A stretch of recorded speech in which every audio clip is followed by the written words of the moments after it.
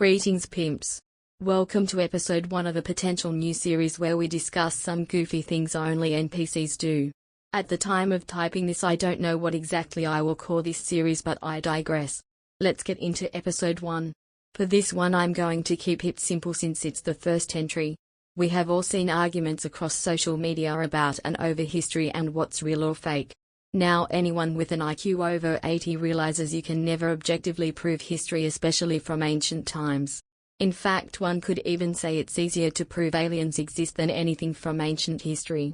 Even with this being true, however, there are endless droves of NPCs who argue over who did what, who discovered what, who lived where, who taught who what, and who was the bad or good groups in history. A casual discussion on such topics is fine as long as one understands it's all subjective conjecture. Unfortunately, most believe they're objective. Of course, it's always obvious when someone is an NPC when chatting about such topics, as not only do they speak as if they are using objectivity, but it always just so happens that everything they believe is good actually happened and anything they believe is bad or don't like didn't happen. This is not a set rule, but it's very commonplace.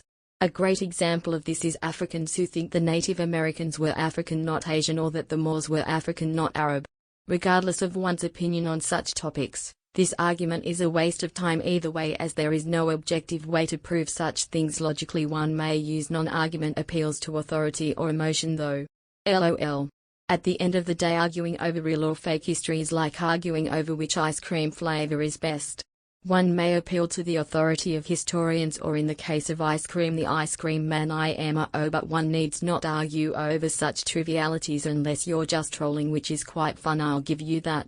NPCs will never have the ability to comprehend this, although if you mention it they may agree, but will instantly go back to believing historical drivel as soon as your conversation ends. All arguing over what's real history is a revamp of the age-old religious argument. Funnily enough, one could even say there's more evidence of the existence of a god than there is of history IMO.